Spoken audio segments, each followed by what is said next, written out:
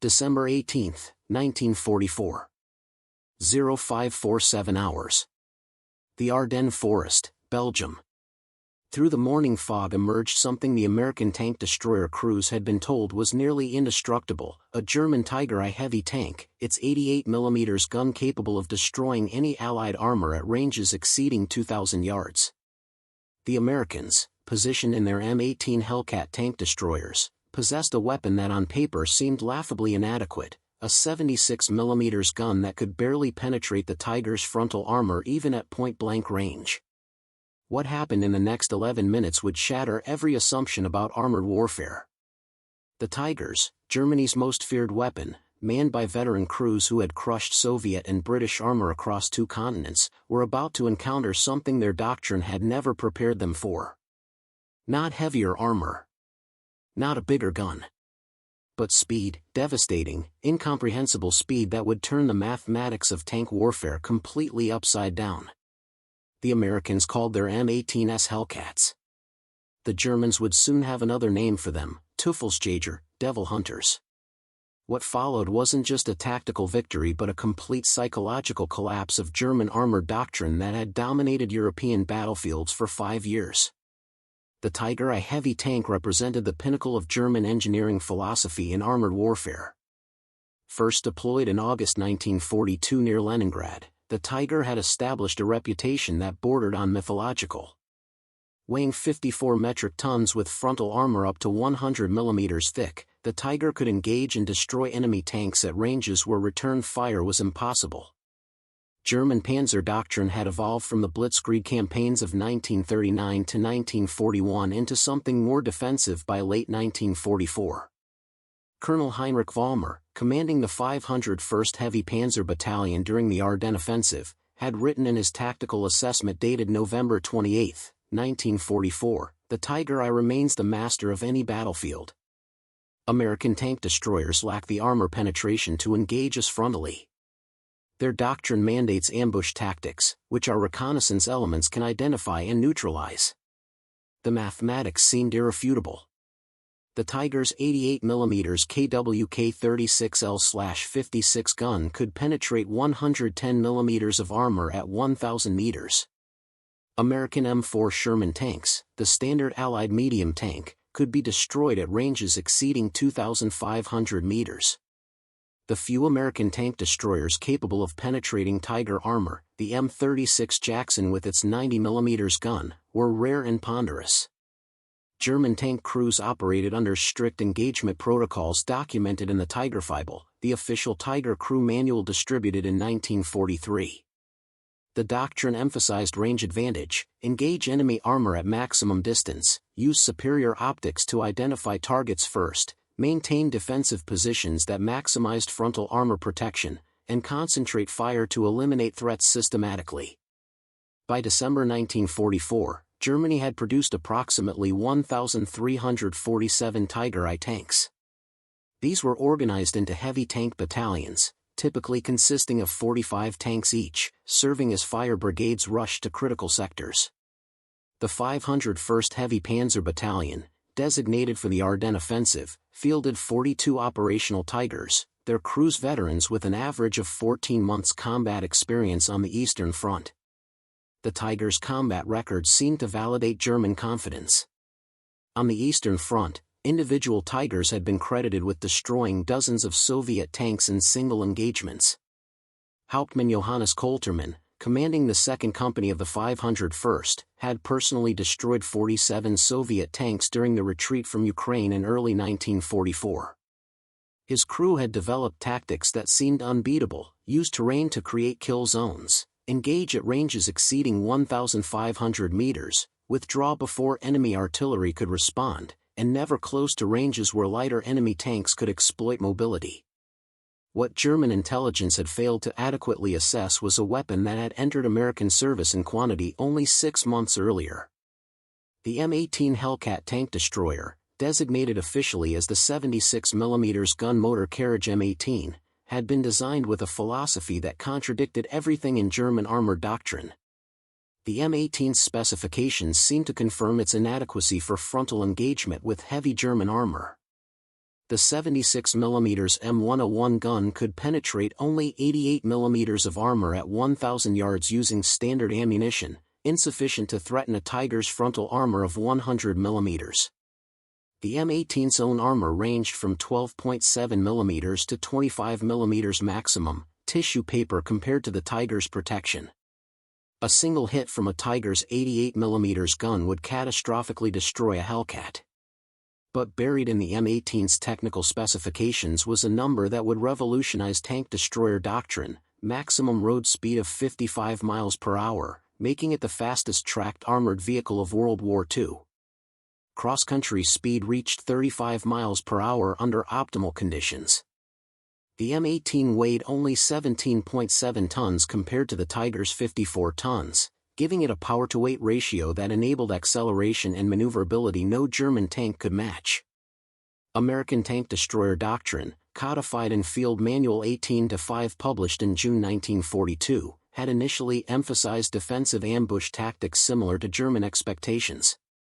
Tank destroyers were to position in concealed locations, allow enemy armor to approach within killing range, engage with devastating first-shot accuracy, and withdraw before enemy forces could respond.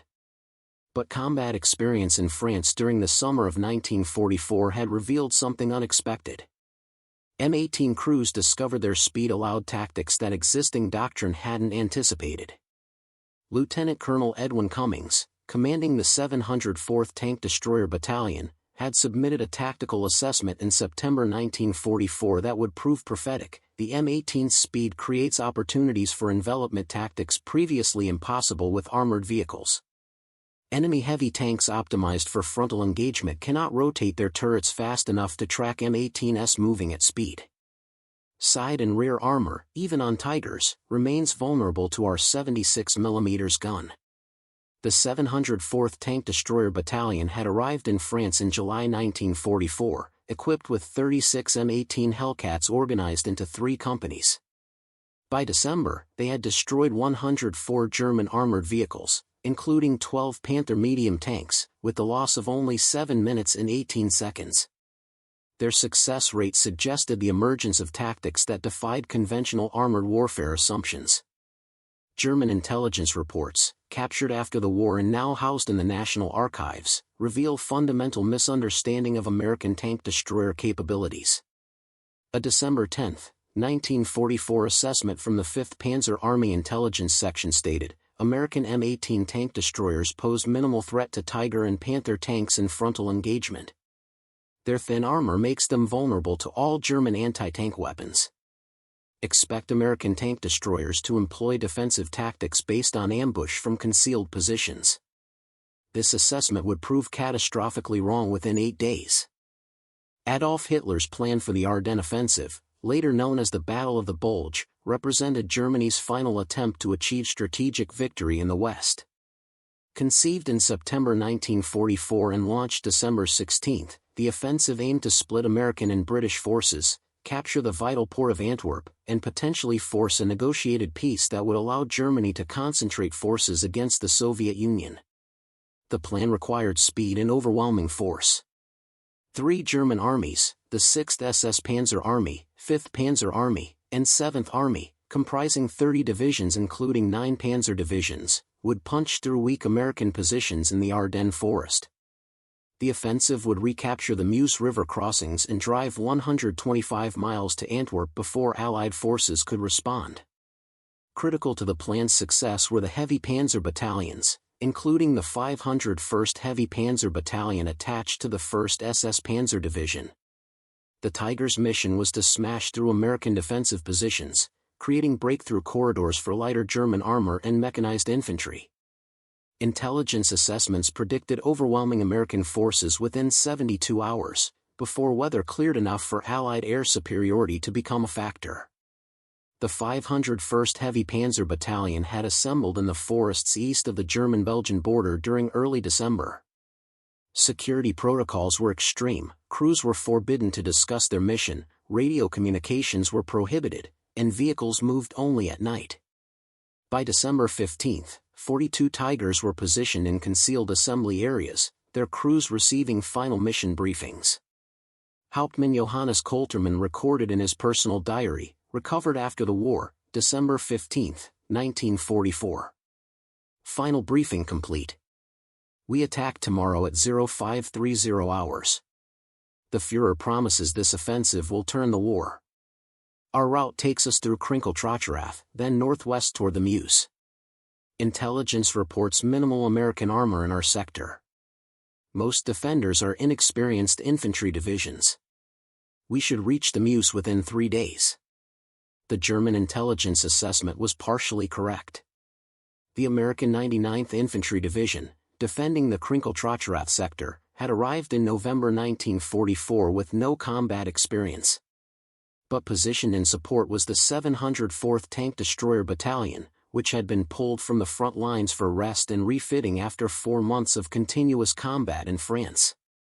The 704th's commander, Lieutenant Colonel Edwin Cummings, had positioned his 3 companies in a defensive arc covering the road network north of the Krinkel-Tracherath sector. Unlike standard defensive doctrine, Cummings had emphasized mobility over fixed positions. His operations order dated December 14 stated, M18 platoons will maintain ability to displace rapidly. Engage enemy armor from flanking positions. Use speed to achieve positional advantage. Avoid frontal engagement with heavy German armor.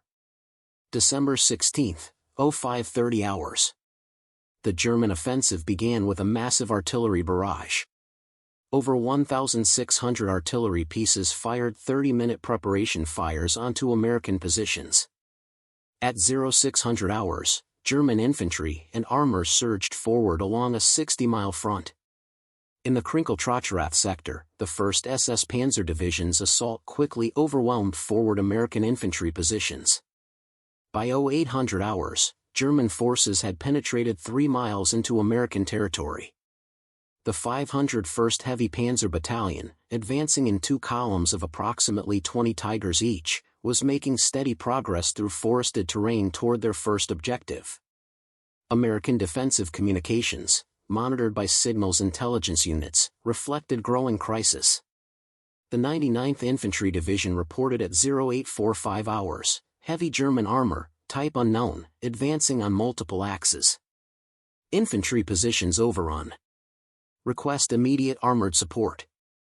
The 704th Tank Destroyer Battalion received movement orders at 0915 hours. Company C, commanded by Captain Raymond Walsh, was directed to establish blocking positions along the main road network east of Krinkelt. Walsh commanded 12 M18 Hellcats organized into 3 platoons of 4 vehicles each. What happened next was documented in Walsh's after-action report filed January 8, 1945, now preserved in the National Archives, December 16, 1944. 1030 hours. Company C displaced the blocking positions vicinity Road Junction 643889.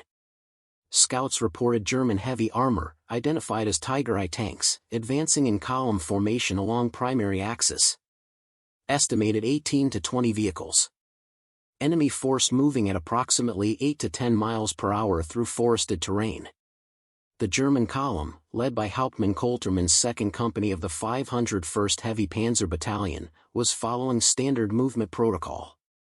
Tigers advanced in staggered column with 50-meter intervals between vehicles, infantry screening ahead to identify anti-tank positions, reconnaissance vehicles providing flank security, and strict radio discipline to avoid Allied intercept.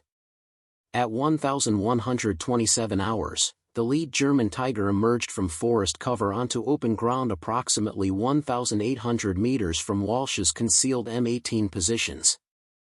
Standard German doctrine called for establishing overwatch positions, scanning for threats, and advancing only after reconnaissance confirmed the route clear. What the Germans didn't know was that Walsh had positioned his M18s not in the expected defensive ambush positions along the tree line, but 400 meters back from the forest edge and terrain defilade. The Hellcats were invisible to German optics at current range. Walsh's tactical decision reflected the new doctrine his battalion had developed through hard experience in France. Rather than engage from static positions where German range advantage would be decisive, he would wait for the German column to commit fully to open ground, then use the M18's superior speed to close range rapidly and attack from flanking positions where Tiger armor was vulnerable.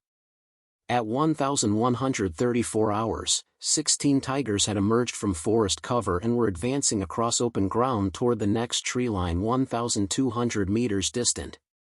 The Germans were maintaining parade ground formation, confident that American forces lacked weapons capable of threatening them at this range. Walsh gave the order at 1,136 hours, all platoons, execute flanking maneuver. Target rear armor. Speed is life. What happened in the next 11 minutes would shatter German assumptions about armored warfare and demonstrate that in modern combat, speed could overcome armor and firepower when employed with revolutionary tactics. At 1,136 hours and 22 seconds, 12 M18 Hellcats emerged from concealed positions and accelerated to attack speed.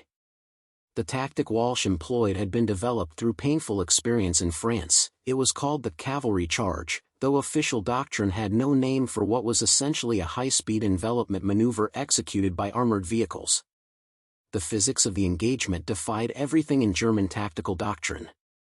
The M18s, accelerating from concealed positions, reached 35 miles per hour across relatively flat terrain within 18 seconds. They weren't advancing toward the German column. They were racing parallel to it, executing a wide flanking arc designed to position them against the Tiger's vulnerable side armor. Hauptmann Coultermann's Tiger, positioned third in the column, first detected the American movement at 1,137 hours.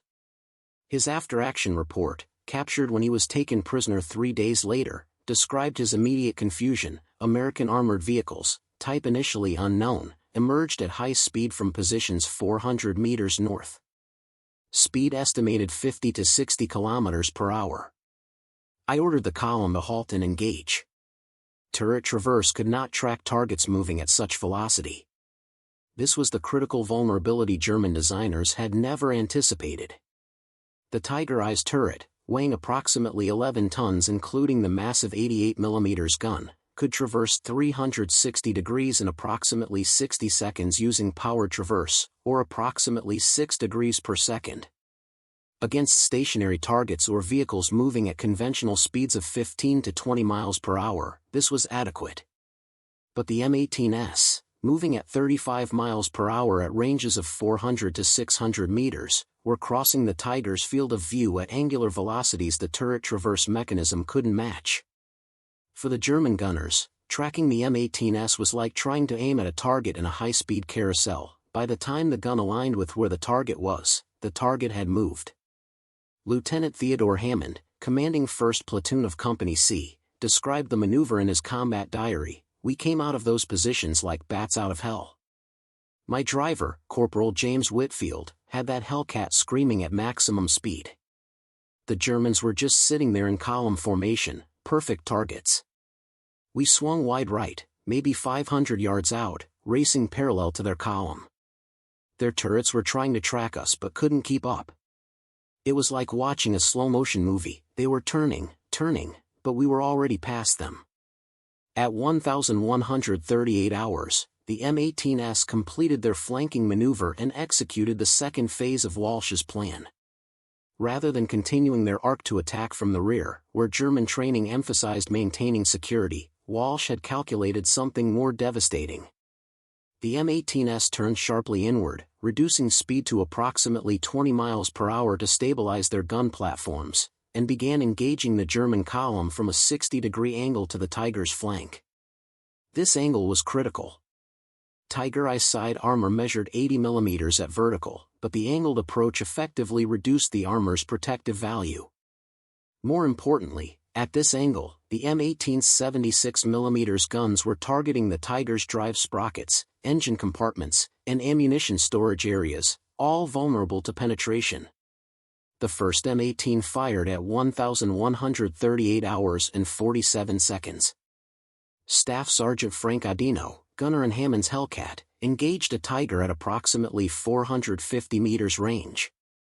His first round, HVAP, high-velocity armor-piercing, ammunition, struck the Tiger's right side track assembly just forward of the drive sprocket.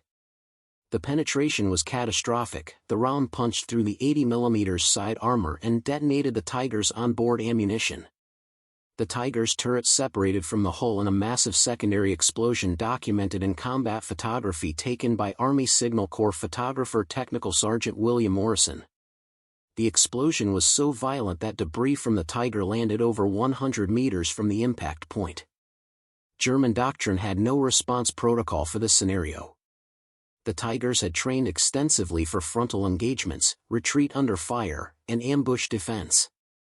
But facing multiple fast-moving threats attacking from flanking angles at close range while the column was halted in open terrain, this was outside their tactical playbook. Coulterman attempted to order his column to rotate toward the threat and establish a defensive line. But the coordination required, each Tiger turning its hull to present frontal armor toward the attacking M-18s while maintaining interval to avoid mutual interference, required time the Americans weren't giving them. At 1,139 hours, 6 more Tigers were hit. The M-18s were firing on the move, a tactic American crews had mastered during training at Camp Hood, Texas. The M-18 stabilization system, while not as sophisticated as later designs, was adequate for engaging targets at ranges under 600 meters while moving at speeds up to 20 miles per hour. The German crews found themselves in an impossible situation. If they attempted to traverse turrets to track the fast-moving M-18s, they exposed their flanks to other Hellcats. If they attempted to rotate their hulls to present frontal armor, they became stationary targets. If they attempted to retreat to the forest cover they just left, they presented their vulnerable rear armor to American guns. Lieutenant Wilhelm Schneider, commanding the 3rd Platoon of Coulterman's company, made the tactically sound decision to attempt rapid displacement to defensive positions. His after-action testimony, given during POW interrogation in February 1945, described what happened. "I ordered my platoon to withdraw at maximum speed to the tree line. We had traveled perhaps 100 meters when American fire struck my Tiger in the engine compartment. The vehicle immediately caught fire. We attempted to abandon the vehicle, but American machine gun fire from the attacking vehicles forced us to remain inside until the fire spread. 3 of my crew died. I survived only because the hull gunner pushed me through the escape hatch before flames reached the fighting compartment." The M-18s pressed their attack with devastating efficiency.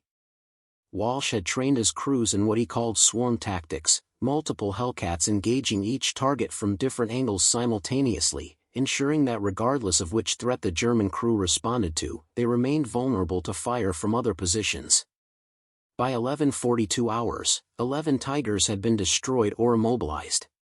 The surviving German tanks attempted to establish a defensive perimeter, but the M-18s simply accelerated away, used their speed to reposition, and attacked from new angles before German guns could acquire them.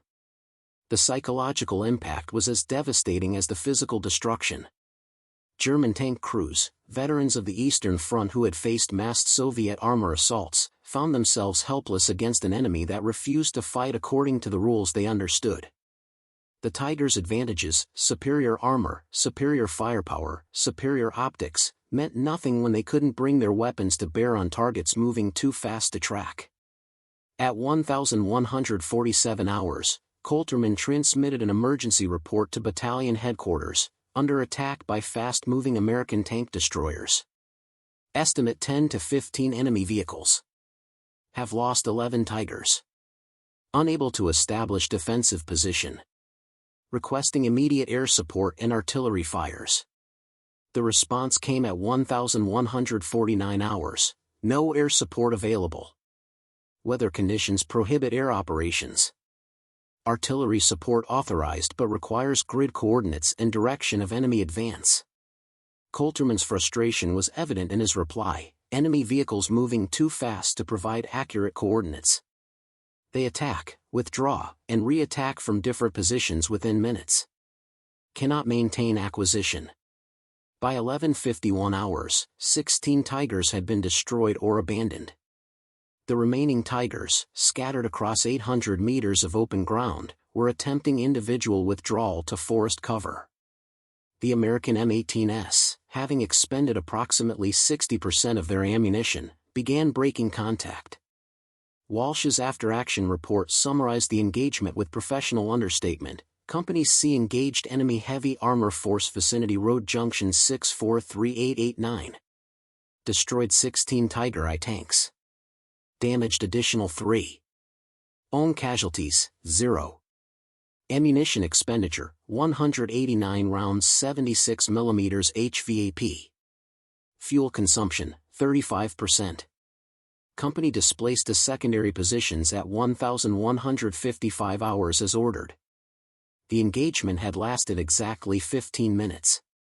In that quarter hour, 12 American tank destroyers had destroyed or disabled 19 German heavy tanks that German doctrine considered nearly invincible, without suffering a single loss. Before we jump back in, tell us where you're tuning in from, and if this story touches you, make sure you're subscribed, because tomorrow, I've saved something extra special for you. The engagement at Road Junction 643889 was not an isolated incident. Within 6 hours, similar encounters erupted across a 40-mile front as German armored spearheads collided with American tank destroyer battalions equipped with M18 Hellcats. What German commanders had anticipated as a rapid breakthrough transformed into a nightmare of burning heavy tanks and shattered tactical assumptions. At 1,420 hours on December 16, the 506th Heavy Panzer Battalion, advancing northwest toward Butgenbach, encountered the 643rd Tank Destroyer Battalion. Major Kurt Brenner, commanding the German formation, had received radio reports of American tank destroyers engaging German armor with unusual tactics. His response, documented in captured radio transcripts, reflected traditional German tactical thinking. American tank destroyers employ ambush tactics. Maintain reconnaissance security. Engage at maximum range. Our armor superiority will prevail. Brenner commanded 38 Tiger I tanks, organized into 3 companies. His route of advance took him through rolling farmland offering excellent fields of fire, ideal terrain for employing the Tiger's range advantage. German doctrine dictated that in such terrain, Tigers should advance in line abreast formation, maximizing frontal armor protection and allowing coordinated fire against threats. At 1,447 hours, Brenner's lead company, commanded by Oberleutnant Franz Dietrich, deployed into attack formation across a front of approximately 800 meters. 16 Tigers advanced at 12 miles per hour, turrets scanning for threats, confident that their frontal armor made them effectively invulnerable to American weapons at ranges exceeding 1,000 meters. The 643rd Tank Destroyer Battalion, commanded by Lieutenant Colonel Paul Henderson, had positioned his M18s using the same revolutionary tactics Walsh had employed that morning. Rather than occupying static defensive positions where German range advantage would be decisive, Henderson had dispersed his Hellcats in mobile reserve positions with clear routes for rapid maneuver. At 1,451 hours, Henderson's forward observers identified the German advance. His tactical response, detailed in his after-action report dated December 29, 1944, demonstrated how quickly American tank destroyer doctrine was evolving, enemy heavy armor advancing in line formation across open ground. Terrain favors enemy's range advantage in conventional engagement. Ordered Companies A and B to execute simultaneous flanking attacks from north and south axes. Objective: close to effective range before enemy can establish defensive posture. What Brenner expected was American tank destroyers engaging from concealed positions at his front, whereas Tiger's superior armor and firepower would dominate the engagement. What happened instead was 24 M18 Hellcats emerging at high speed from positions on both flanks, converging on his formation from perpendicular axes. The German response revealed the fundamental weakness of heavy tank doctrine when confronted with revolutionary mobility.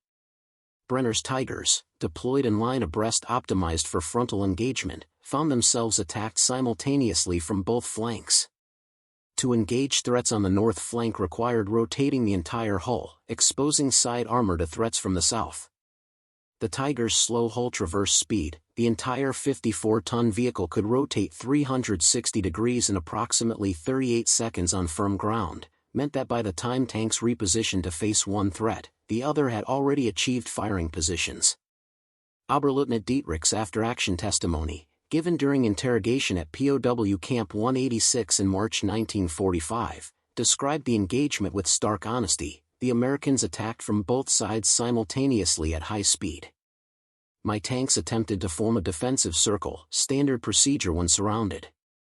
But before we could execute the maneuver, American fire was already impacting our vehicles.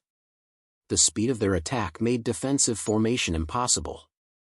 Tanks attempting to rotate to engage northern threats were struck from the south. Those engaging southern threats were destroyed from the north. The tactical situation became impossible within 3 minutes of initial contact. At 1,454 hours, 9 Tigers had been destroyed. The remaining 7 tanks of Dietrich's company attempted to withdraw at maximum speed, presenting their vulnerable rear armor to American guns. 4 more Tigers were destroyed during the withdrawal. Only 3 Tigers from Dietrich's company survived the engagement, all heavily damaged. But the implications extended beyond tactical defeat. Major Brenner, monitoring the disaster from his command position 2,000 meters behind the lead company, faced a decision that no German armor commander had confronted before. His remaining 25 Tigers represented overwhelming firepower in conventional engagement. But the Americans had demonstrated they wouldn't fight conventionally. Brenner's radio transmission to his division headquarters at 1,502 hours revealed the psychological impact. 2nd Company destroyed by American tank destroyers employing high-speed flanking tactics. Estimate 20 to 25 enemy vehicles. Enemy refuses frontal engagement. Our range and armor advantage negated by superior enemy mobility. Request permission to withdraw to defensive positions or tactical guidance for engaging this threat. The response from division headquarters came at 1,517 hours. Maintain offensive operations. Heavy panzer battalions are breakthrough force. Cannot achieve operational objectives from defensive postures. Engage and destroy American tank destroyers. Your armor superiority ensures victory. This response reflected fundamental misunderstanding of how battlefield dynamics had changed. German doctrine, developed through 5 years of successful armored warfare, assumed that heavier armor and bigger guns determined engagement outcomes. The concept that lighter, faster vehicles could negate these advantages through revolutionary tactics was outside German tactical philosophy. Brenner attempted to adapt. At 1,530 hours, he reorganized his remaining Tigers into a more flexible formation, platoons of 4 tanks each with interval spacing allowing individual maneuver, reconnaissance elements pushed forward to provide early warning, and strict orders to maintain 360-degree security. These were sound tactical adjustments that might have succeeded against conventional threats.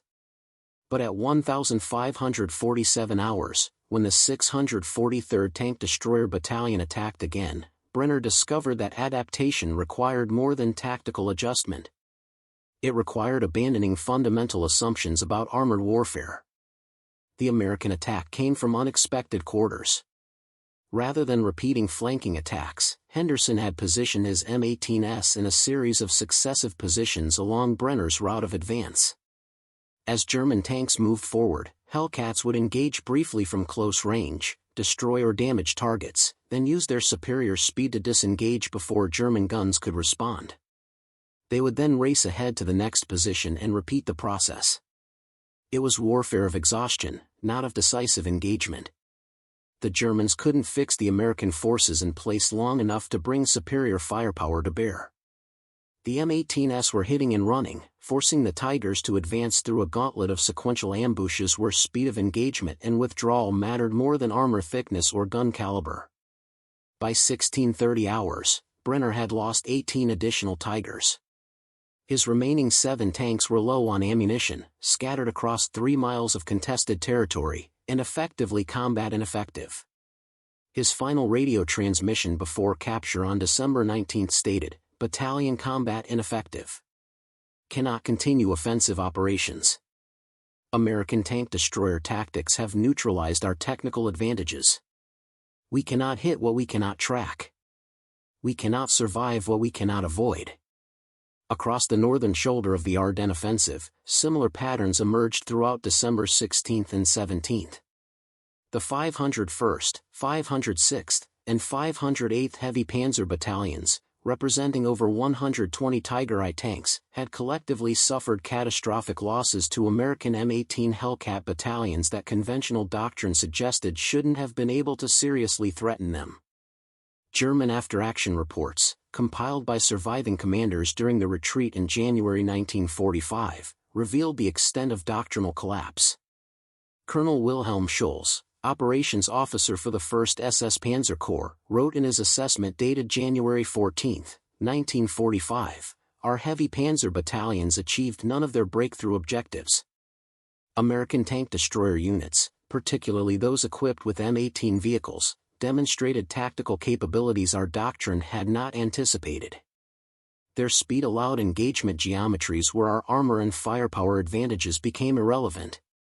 Crews trained to dominate through superior technology found themselves helpless against inferior weapons employed with superior tactics. The psychological impact on German tank crews was devastating. Veterans who had destroyed hundreds of Soviet tanks on the Eastern Front found themselves afraid of a weapon that seemed almost supernatural in its ability to appear, kill, and vanish before effective response was possible." Interrogation reports from POWs captured during the Ardennes fighting revealed repeated references to ghost tanks and devil machines that could strike from anywhere and couldn't be caught or killed. Lieutenant Hans Weber, a Tiger commander captured near Mannheim on December 24, provided testimony that illustrated the psychological transformation. "On the Eastern Front, we feared Soviet numbers but never doubted our superiority in individual combat. In the Ardennes, we feared the American Hellcats because they fought in ways we couldn't counter. They were always faster, always behind us, always gone before we could respond. Courage means nothing when your enemy can kill you and you cannot kill him. We began avoiding combat, seeking survival rather than victory. That is not how German panzer troops are supposed to fight, but it is what the Americans forced us to become." The transformation of American tank destroyer doctrine was equally dramatic. Field commanders like Walsh, Henderson, and Cummings had independently developed tactics that headquarters planners hadn't imagined. By December 20, after-action reports from multiple engagements reached 1st Army headquarters, where staff officers began recognizing patterns. Brigadier General Truman Bodino, commanding Combat Command B of the 7th Armored Division, synthesized the tactical lessons in a memorandum dated December 23, 1944. M18 tank destroyer battalions have demonstrated revolutionary capabilities against German heavy armor. Key factors: maximum exploitation of speed advantage, refusal of frontal engagement, focus on flank and rear armor vulnerabilities, rapid displacement preventing German counterfire, and psychological impact of appearing invincible through mobility. Recommend immediate dissemination of successful tactics to all tank destroyer units. December 23, 1944. The village of Mannheim represented a critical crossroads in the northern sector of the Ardennes battlefield. Control of Mannheim meant control of the road network connecting German spearheads to their supply bases. Lose Mannheim, and the German offensive would lose momentum it could never regain. General Feldmarschall Walter Model, commanding Army Group B, understood the strategic calculus. His operational directive dated December 22 stated, "Mannheim must be taken by December 24 regardless of cost. Commit all available armor reserves. The American lines must be broken before their reinforcements arrive. This is our final opportunity for decisive victory in the West." Model committed the 2nd SS Panzer Division to the attack, reinforced by the remnants of 3 heavy panzer battalions, collectively fielding 41 Tiger I tanks, the largest concentration of German heavy armor employed in a single engagement during the Ardennes offensive. German intelligence estimated American defensive forces at Mannheim included elements of the 7th Armored Division and the 82nd Airborne Division, but critically underestimated American tank destroyer strength in the sector. The German attack plan called for a night assault beginning at 0200 hours on December 24. Darkness would negate American artillery observation and, German planners hoped, reduce the effectiveness of American tank destroyers by limiting visibility for their high-speed maneuvers. What German intelligence had failed to detect was the arrival of the 628th Tank Destroyer Battalion, equipped with 36 M18 Hellcats, which had completed a forced march of 87 miles in 14 hours to reinforce Manhei's defenses. The battalion commander, Lieutenant Colonel George Rubel, had studied reports of successful M18 engagements earlier in the offensive and developed a tactical plan specifically designed to exploit German expectations. Rubel's operations order, preserved in the National Archives, demonstrated sophisticated understanding of psychological warfare. Enemy expects tank destroyers to employ defensive ambush tactics. Enemy further expects reduced American effectiveness during night operations. We will attack German armor during their assault, using their own offensive momentum against them. M18 platoons will position in depth, allowing German forces to penetrate initial defensive lines. Once enemy commits to attack, we will attack their flanks and rear simultaneously from multiple directions. Darkness limits their ability to track our movements. Their numerical superiority becomes a liability when they cannot identify targets or coordinate defensive responses. At 0203 hours on December 24, 41 German Tigers and approximately 60 Panzer IV medium tanks began their assault on Manhei. The advance proceeded with typical German precision, infantry clearing suspected defensive positions, armor advancing in coordinated bounds, artillery fires suppressing expected American strong points. By 0245 hours, German forces had penetrated 1,200 meters into American defensive positions, destroying several American outposts and capturing key terrain. Radio intercepts indicated German commanders believed the attack was succeeding. Oberst Hans Johann, commanding the Armored Task Force, transmitted at 0251 hours, initial objectives secured. American resistance lighter than expected. Continuing advance toward Manhei Center. What Johann didn't realize was that American infantry had withdrawn according to plan, allowing German armor to advance into a carefully prepared kill zone. At 0257 hours, Rubel gave the order his battalion had been waiting for: all companies, commence attack. Execute swarm protocol. 36 M18 Hellcats attacked simultaneously from 4 different directions. The Germans, concentrated in Manhei's confined street network, found themselves in the worst possible tactical situation: heavy armor trapped in restricted terrain, attacked from multiple axes, in darkness that prevented effective coordination. The engagement that followed was chaos documented through radio transcripts, after-action reports, and post-battle investigation.